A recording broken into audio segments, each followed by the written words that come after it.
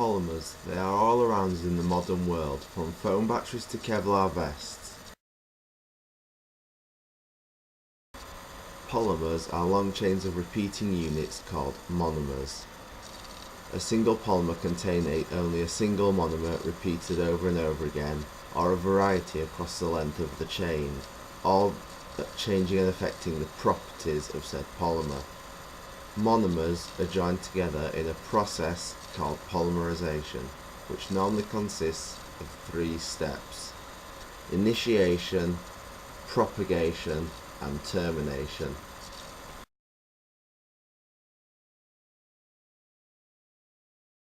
Initiation is when a monomer is activated, so it will begin forming a chain as it is now able to react with other monomers.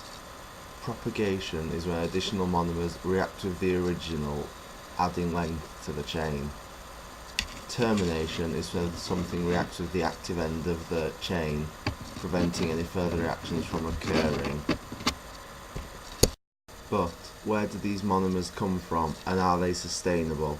The answer right now is no, as most polymers are made from unsustainable raw materials such as fossil fuels. This means there is a limited supply, and with the current ecological climate and the pressure to move to greener energy resources, can the same be done for the production of polymers? In this video I will cover the area of terpenes for potential renewable resources for polymers, as well as touching on the idea of using vegetable oils for the same purpose.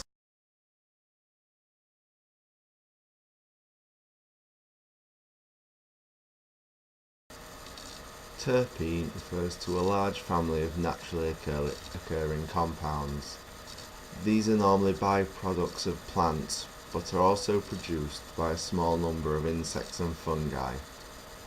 As in structure, most terpenes seem to feature a cyclic ring structure as shown in the following examples, the most recognisable of which should be limonene, which is the main component in the odour of citrus fruits.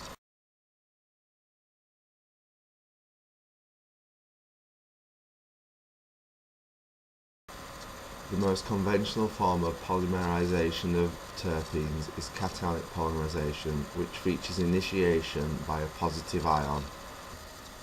Here is an example of such a polymerization for the terpene beta-pinene.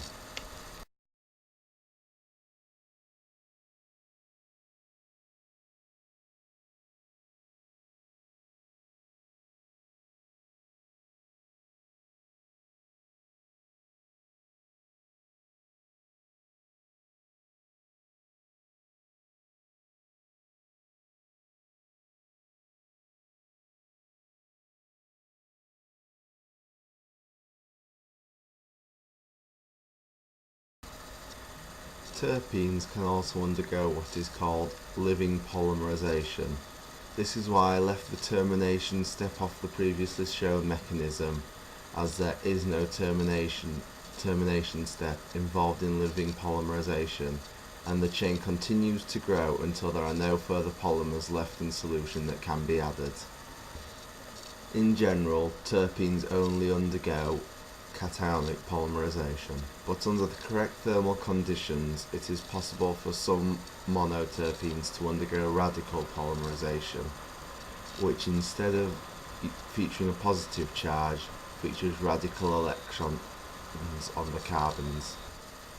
Most polyterpenes are low weight and are similar to hydrocarbons. Their primary uses are as adhesive resins, as they have good flexibility and high gloss.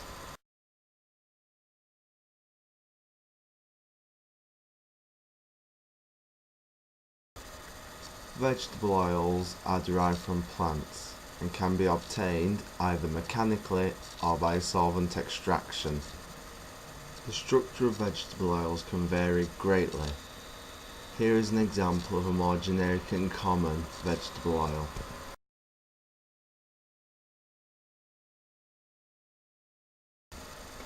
The polymerization of vegetable oils is generally achieved through free radical polymerization, and the polymers produced from vegetable oils have common uses as coatings in inks or paints.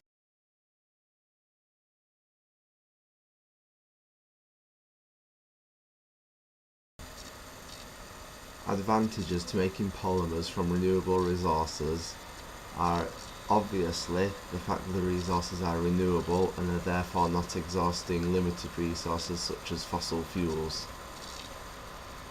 Another advantage is that being made from a renewable resource does not make a polymer any worse than one made from non-renewable resources.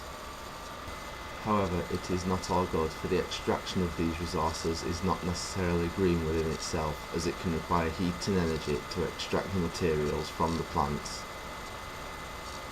And even then, the extractions are not always efficient, with the solvent extraction of vegetable oils producing yields as low as around 7%. In the end, I believe this area of science should be pursued further, as the advantages far outweigh the disadvantages, and the ever-dwindling supply of fossil fuels is not going to last forever.